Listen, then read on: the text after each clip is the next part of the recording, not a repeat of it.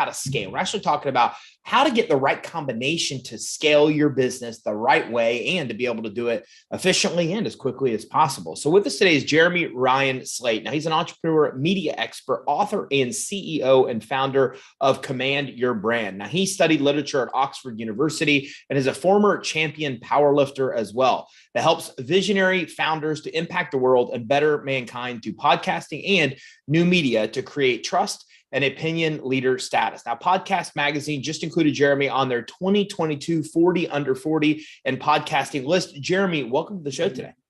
Hey, Ty, we've been connected for a long time, man. So it's great to finally, get a chance to see eye to eye and have a chat, man. It's weird. It's funny when I see a name and I'm like, wow, I feel like I know this guy. I feel like he's my friend. We come across each other so much, and then realize that we have never actually met in any kind of I think setting. I'm engaging with your stuff on LinkedIn like all the time. So it's like, great to finally see you, man. How's LinkedIn working for you? Not as good as it used to. I don't know about you. So there was kind of this it was terrible in 2018. Then there was 2018, 2019, and 2020. It was good. And then kind of as the pandemic hit, it started to become, I guess, more about content and less about business. So I've found it was really impactful for 3 years now. It's still decent, but it's not as good as it was 2 years ago, I'd say. Yeah, it's interesting. Microsoft done a good job with them since they've taken over, but I think they still got a lot of work to still do. Yeah, they're focused a little bit too much on the content and not as much on the business aspects. Absolutely, which makes sense. I think a lot of the time they're just trying to, when they first came out their feed, man, I thought they were just stealing. I mean, it looked like Facebook's feed. I showed the people I know and go, what do you think of my feed? They're like, yeah, I'm like, can you believe that's LinkedIn? I'm like, no, it's your Facebook. I'm like, that's LinkedIn. So they've made leaps and bounds, but hopefully they'll find their own way. Yeah, it was definitely a huge change in a positive way, because at the same time, it was a stale network. And those 2.5 years, man, it was I could put up anything and get 10,000 views on something. But now video views I find are really, really hard to come by, because there's also a lot of great content out there too. Yeah, it's also the interesting thing is that Facebook's always heavily promoted video, and yet LinkedIn really promotes text. So I'm still trying to figure out that combination as well. But I find the same thing. It's tough to get the higher views on video. It's way easier to do it on text posts that are 150 word type posts. Yeah, and it's those first 3 lines that matter a lot too, because you have that little see more button. So you got to get something that really grabs people to get them to click that. But we do a lot of pure text posts, man. They do extremely well. Now, you do a lot in the podcasting space, right? Is that your main way of being able to get customers? Yeah. So right now, I have a book that came out a couple weeks ago. So we actually been doing 100 interviews for that book launch. So I'm in the midst of doing that. I think I'm on 70 that I've done for that. But typically, business wise, I'm doing 2 to 3 podcasts a week. And it's interesting because for us, it kind of solves 2 different things, right? We're making more connections of shows we may be able to work with and find out exactly what they're looking for. Because a lot of times my team will kind of use me as kind of that first connection to see how it's going. And then the other part about it is it promotes the company and gets more people to know about us. So it kind of solves 2 things for us by me going on a lot of shows consistently. Do you have your book present by chance? I do. Yeah. That's awesome, man. So when did the book come out? It came out on the 21st, but it took me 2 years to write, because the first version I'm this is absolutely terrible. I got rid of it and started all over again, man. So what's your book focus on? So on my podcast, the Create Your Own Life show, I've done 1,000 interviews that we actually hit yesterday, believe it or not. I've gotten to talk to a lot of incredible people, like the former CIA director, 4-time Indy 500 champion, Hall of Fame athletes. And I found that so much of the information we get in the personal development world and the self-help world is just BS. You know what I mean? About finding your passion and doing all these different things. And I'm somebody that's more about getting in the weeds and working. And the more people I've talked to, the more I find highly successful people are very much the same way. So I took a look at what are those 8 to 10 skill sets they really have that you can actually apply and, create what your version of extraordinary is. Because I think all of us essentially start unremarkable, but it's the work we do that make us extraordinary. That's interesting. So in your research and doing this and doing 1,000 interviews, which back, congratulations, by the way. Anybody Thank that's in you. the podcasting space realizes how difficult it is. And if you're not in the podcasting space, that's really not an easy thing to do. I think it took you, what, seven years to get there, right? It's going to be 7 years in November, man, which is why I was just talking to my wife about this last night. I was like, can you believe what we were doing 7 years ago? Our lives are so much different.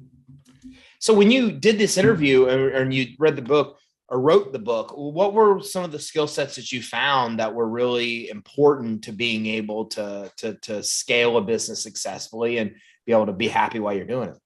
Well, I think one of the biggest things, and this applies in scaling a business, this applies in life, this applies in marriages, man, is how people approach adversity. Because you look at a lot of people when kind of the going gets tough, every personal development book that you read tells you you're supposed to go at it.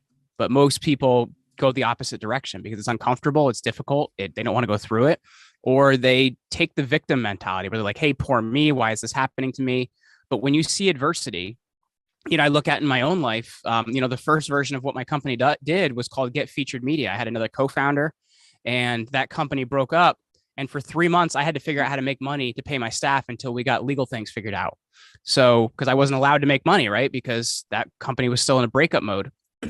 That was extreme adversity, man. I thought it was the hardest thing I ever went through. I've had harder times since and better times since, but adversity helps us to become who we are going to become because we've been through it, right? It's transformative.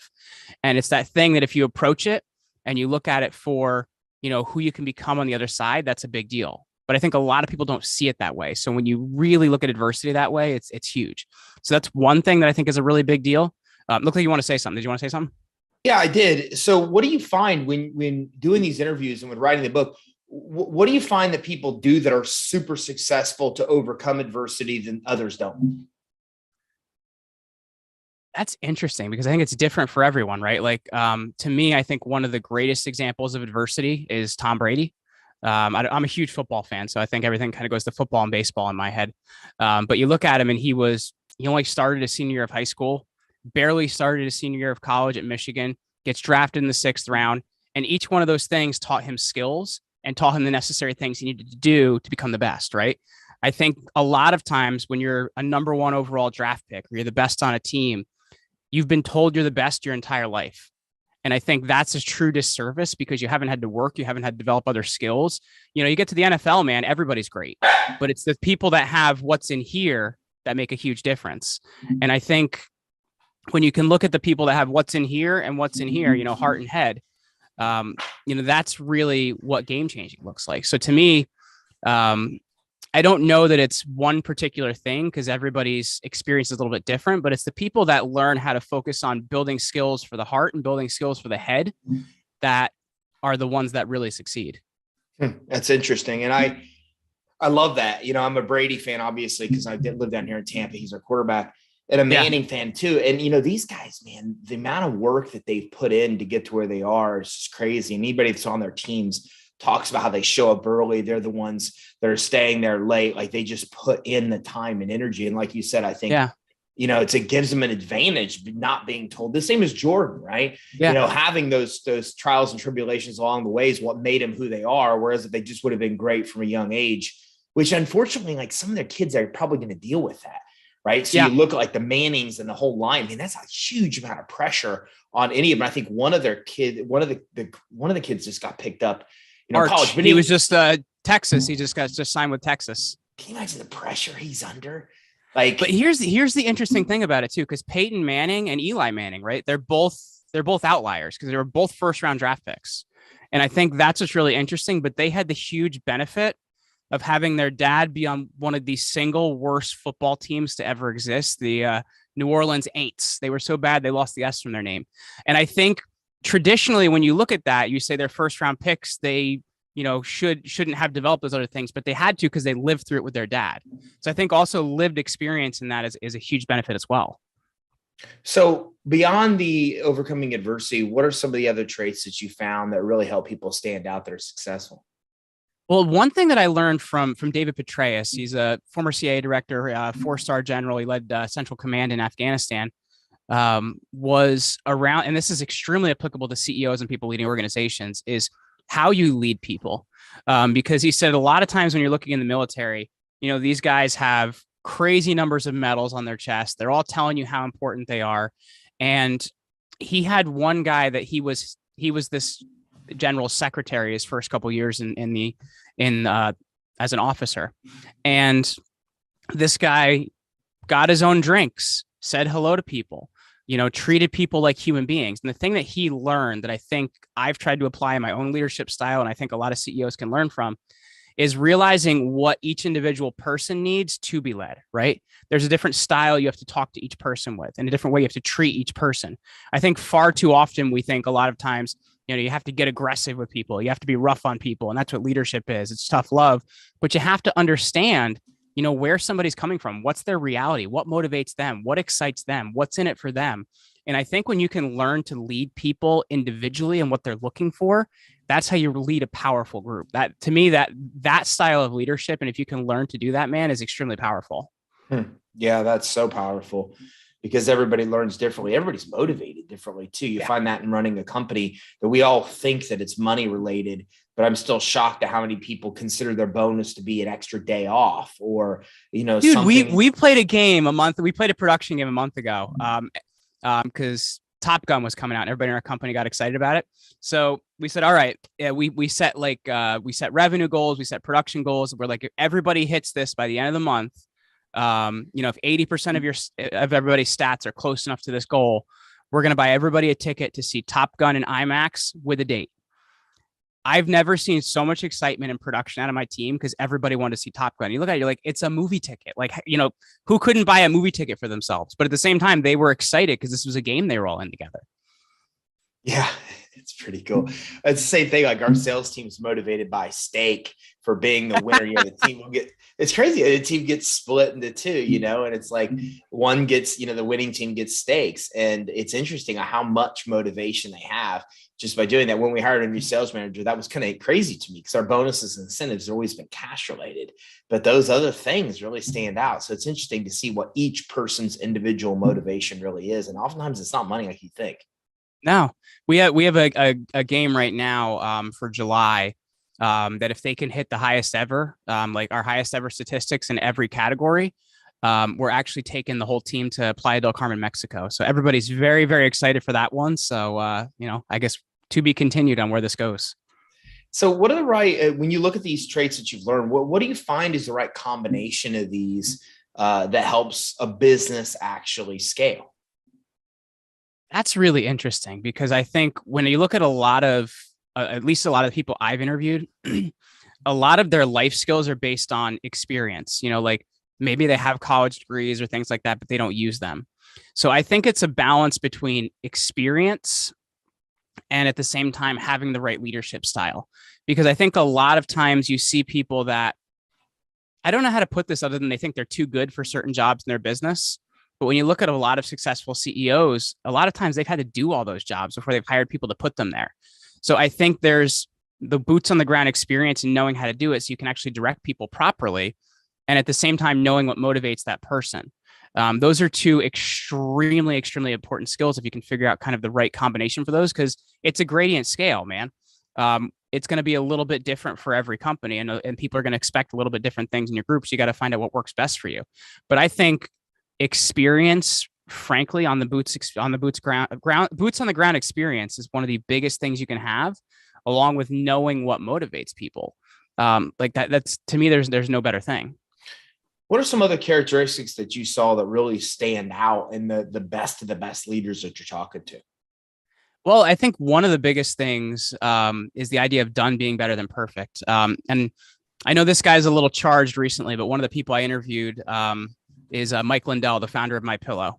And he has a pretty interesting background experience of, being a drug addict and having all these different things going in his life. And, finding God was a big thing that changed his life. But he had this idea the whole time of how he's going to create this product. And he just got it out there and continued to improve on. And I think when you look at a lot of different people, they think they have to have the greatest single version of something, whether competitors are creating version 1, 2, 3, 4, 5, or if you get it in the market, it's going to help you get feedback. It's going to help you get out there and get attention. So you have to really figure out how to make done better than perfect, right? It doesn't mean you put out a terrible product, right? That's not what I'm saying, but you get something so it's minimally so you can get some feedback, find out if people like it, right? You can spend forever building something people don't like, and it's going to give you a chance to get ahead of the competition. So if you can just get it done, sometimes it's better than being perfect. You're huge, obviously, in the podcasting space. You've got multiple shows. You interview some phenomenal guests and have, reached 1,000 or, episodes, which is hard to do. And I can go on and on about your success there. What do you think about the future of podcasting? I think, and I'd love to get your opinion on this after I say this as well, because I think we're in kind of this interesting transition now, right? Like when I started in 2015, there were 240,000 shows out there. And the way you got big was by doing a lot more shows, right? Because there were more chances to find you and everything else. I think now, as we're somewhere around 3 to 3.5 million, it depends on what platform you look at. Spotify, for some reason, likes to say there's a lot more, but somewhere between 3 and 3.5 million. I think now it's about better content and longer form content. So, like for me, we've went into episodes. We used to do episodes that were 25 minutes, 30 minutes, to now we're doing only 2 a week, and we're doing an hour to an hour and a half in those interviews. And we're getting to some really, really deep topics. So I think what's going to start changing with this platform is, number one, sponsors are really liking it for that idea, right? Because they're really getting somebody's mind share. But I think it's going to be more about people that are creating better content, where in the beginning it was about creating more content. Do you think I'm on the right page there, or what are your thoughts on that? Well, I think when any media gets flooded, it's interesting because I actually, a buddy of mine is Jason Pfeffer. He's the editor-in-chief of Entrepreneur. Yeah, from Entrepreneur. Yeah, and I had a chance to go and sit with Steve Forbes, and it was really one of the most interesting lunches I've ever had, because we were there for about 3.5 hours. And one thing I noticed was neither one of these guys, you could even see their phones. They never even checked their phones. My mind, those are really important guys. I mean, Entrepreneur was getting ready to, against a deadline to get released their next episode. But it was interesting to talk to these guys, because it was like your new media, your old media. And when they came together, they didn't disagree, but they had different viewpoints on a lot of topics that were there for discussion. And one thing overwhelmingly they both agreed on is that audio format is kind of the future of where things will go, which I was surprised. And I would like to get your opinion, by the way, in a minute, on Clubhouse, because Clubhouse came out with a bang kind of supporting that. And then they just kind of dissipated and went away. So I don't know what's happening there, but I think audio, in short form video, is the future. I think just with our attention spans weaning. And I think anytime a market gets flooded with people, and content, the quality of content is very, very, very important.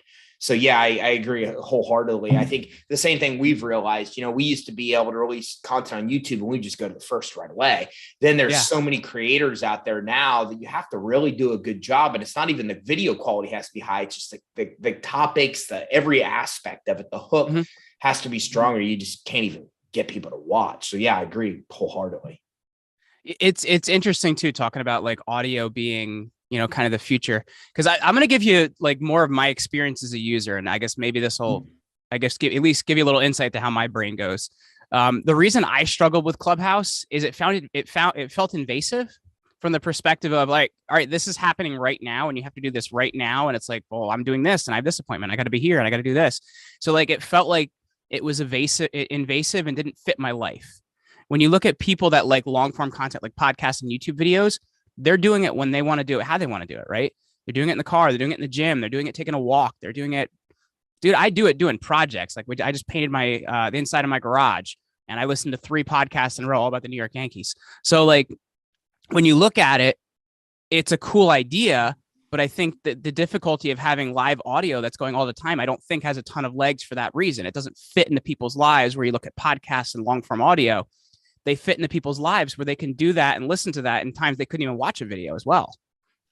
Well, I think that's why audio is going to continue to become more and more popular. Because like you said, I'm the same way. I can listen to so many things on the go. Like I'm a reader. You're a reader too, I'm sure. But, it takes time to sit down and physically read a book. Or I couldn't tell you the last time I read a physical book, man. Like I do audiobooks like all the time, but I just don't have time to sit down and do a physical book anymore. It used to be part of my morning routine. I'd spend 15 minutes in a physical book. And then I wasn't able to continue to use that 15 minutes. But like you, I read a lot. I just typically read hard books on a plane. That's where I always read those. Then I use my phone a lot when I'm in lines and stuff. But every other time I can, I'm in audio. If I'm at the dog park, if I'm at the gym, if I'm doing any of those things. So it's just easy to access. Plus, podcast, audiobooks, you can listen at your own pace. so you can listen at 2 times, even 3 times speed with lower speakers. So you get a lot more content in. So I agree. Clubhouse, you couldn't do any of that stuff. And it was all over the board. Like it was hard to, I go into rooms and I'm like, I don't even know if I'm getting any value. And I'd sometimes sit there and commit a lot of time and not get value.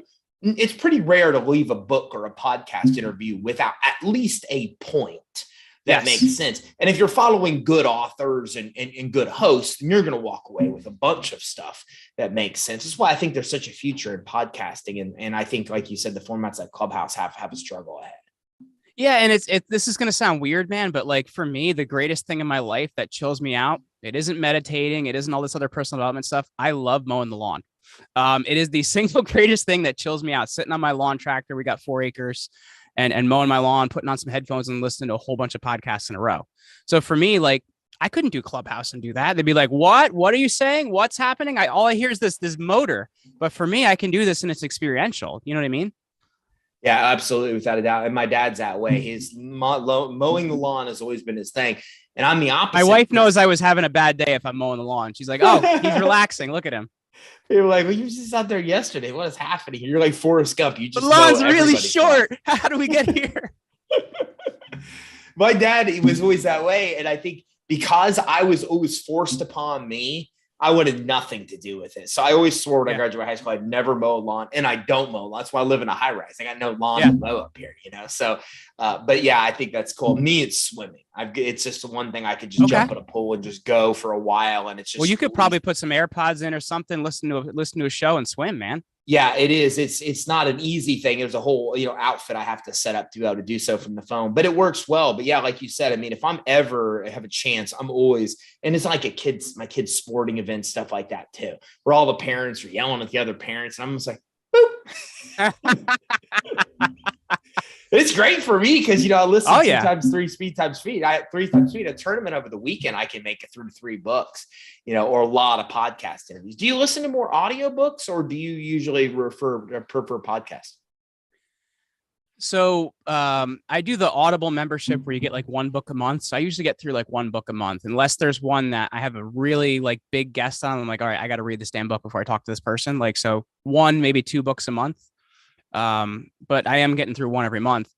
I couldn't even tell you how many podcasts to listen to in a week. Like I was at the gym this morning and I went through 2 in the gym. So it's like, I'm probably listening to 10 or 15 podcast episodes a week, if not more. So I guess I'm like a power user in terms of what I'm listening to with podcasts. Who are some of your favorite hosts to listen to? So I listen to some political stuff. I listen to some economic stuff. I'm also a big sports fan. So I listen to the Bronx Pinstripes podcast, the Talking Yanks podcast, Locked On Green Bay Packers. So I'm always kind of getting that stuff, and I will get wrapped into the random like audio drama. So like the Leviathan Chronicles is a really cool one. I think it was like 50 episodes of like this underwater world and stuff like that. But so for me, it's a lot of like current events, sports, and fiction. Surprisingly, I don't listen to a lot of entrepreneur, like lifestyles type stuff, which is weird because that's what I produce. But I guess at the same time, it makes sure I keep my own spin on it because I'm not consuming other people's content and copying it in a way. You know what I mean? Sure. Yeah. And you do so much of that you're exposed to that content another way, from having interviews and learning from the people during the interview versus listening to a book or podcast that are being interviewed by somebody else. And being the host, you get to ask the questions you really want to know the answers to as well. So it's a lot more relevant, I imagine, that way. Yeah. And at the same time, like I find we talk about more like news related topics with a lot of our guests on podcasts in the last couple of years. So I feel like I have to at least understand what's going on so I have to be coherent in those conversations. So I think part of it too is I'm doing a lot of podcast prep all the time, Makes sense. Speaking of, and you do podcasting, I'm sure for the partially for the authority of it, but what else are you finding out there that you're doing besides podcasting that people can do to actually kind of build more of their authority? Because like you said, it's harder. Like I remember YouTube used to be easy to conquer. Podcasting, when there wasn't a lot of shows, was way easier. With so much content filling in this space, it seems like everybody's got the idea that this information type of marketing, becoming an authority, is the way to go. What are you finding some ways to stand out and becoming an authority in your space? Well, other than podcasts, I would say the number one thing for us is keynote speaking. I do a ton of it. And I tend to have a really great time with an audience, and it's something a lot of people approach me after. So we actually get a lot of business by me going to different events, mastermind events, and talking to groups and audiences and things like that. I used to do a ton of contributing in the past, like for different websites like the Inks and the Forbes and stuff like that. I find that those don't have the same power they did a number of years ago. And at the same time, like, it's a lot of work to sit down and write 600 to 1,000 words that are coherent and valuable to people. So like, just from a time perspective, that's been harder. So for me, it's a lot of podcasts, a lot of keynote speaking. The book, we're kind of new into that experience. So I guess, I'll check back with you in a few months and tell you how it went for Authority.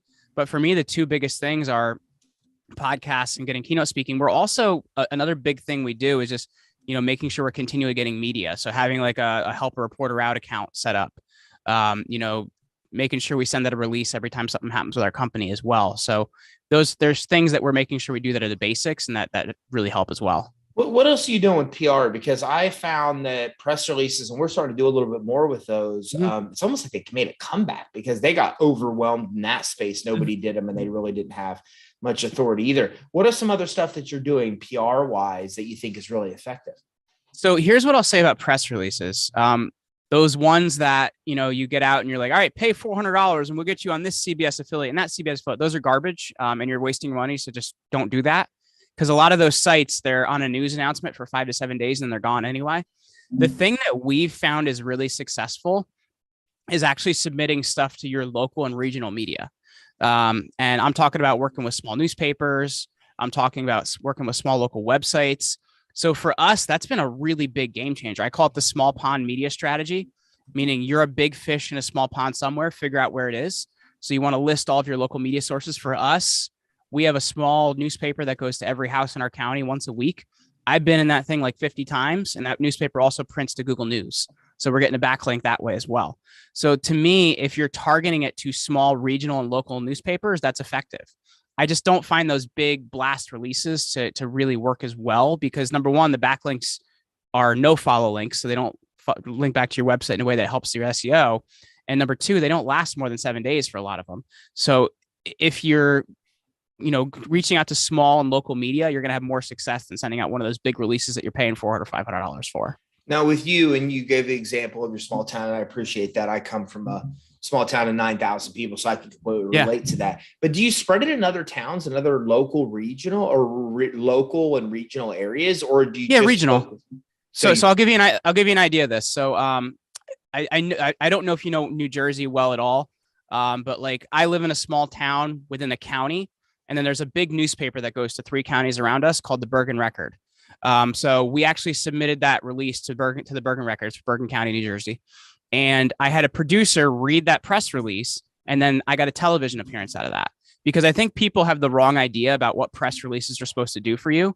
Like, yes, it can be a piece in itself, but the purpose of a press release is actually to get other media, to inform the media this has happened, you should cover it. So we found that to actually be very, very successful to target like regional type stuff. And I'm saying regional within your state. I find it's actually harder to go outside of your state because most newspapers don't cover outside of your state unless it's like the Times or something like that. But they only care about national and international, really. It's interesting. So you're just approached, and do you have relationships? So you just kind of go out to them cold and then build relationships? It's hard to build relationships at some of those places because especially with newspapers, man, because they don't have the power they used to have. That there's a lot of turnover. So the people just aren't there as long as you like to be able to build a relationship with them. I was a newspaper carrier for first jobs I had from 7 until 19, or I'm sorry, from 11 till 19.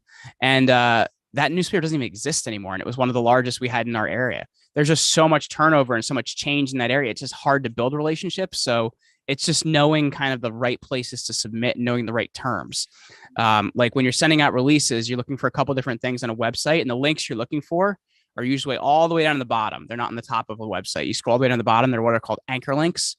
And you're looking for newsroom. You're looking for submit a release. You're looking for letters to the editor because you have to get it on the right communication line to even have an impact. And that's what's kind of worked for us. Well, I'm really excited for your new book coming out. Tell us a little bit more about it. We touched on some of the principles in there. What are some of your favorite things that you dive into in the book? Show it again if you go over the name, and then tell us where we're able to grab this. Yeah, so they can grab it anywhere books are sold, Barnes and Noble, Amazon. We're also in a bunch of local bookstores as well, which I'm excited for. But like for me, adversity, the whole book was actually going to be on adversity. And that's when that first version we ended up throwing out. And I realized there was so much more to life than that. But what to do with adversity, why you should find your passion, not follow it, which I think is a really great distinction of, not following something all your life, but doing a bunch of stuff and working towards what you want to do, right? Like finding your passion implies you're working. Another really big thing as well is realizing that you have to make your own opportunities. I think so many times people want opportunities to come to them, but it's when you actually make the opportunities and grab them. And how to be a leader in this new business world, I think, as well. So there's a lot more concepts we cover than that, but those are a bunch of my favorite ones. And they can grab that Barnes & Noble, Amazon, anywhere books are sold, as well as getextraordinarybook.com as well. Okay, awesome. Jeremy, thanks for coming on with us today. Hey, Ty, thank you for having me, man. It's been a long time coming. I know we're going to have you on our show soon. So thanks for having me, man. Yeah, I'm looking forward to it, man. That's awesome. I'm glad to finally get to hang out. Seriously, right? It's ridiculous. Yeah, you have no idea. I'm like, oh, shoot, I'm finally going to talk to Ty Crandell.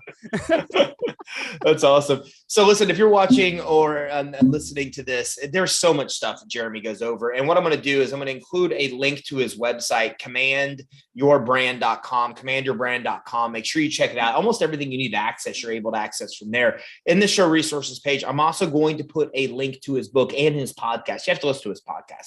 He's got some phenomenal guests on there, over 1,000 episodes. You don't get to 1,000 episodes unless you have a massively successful podcast.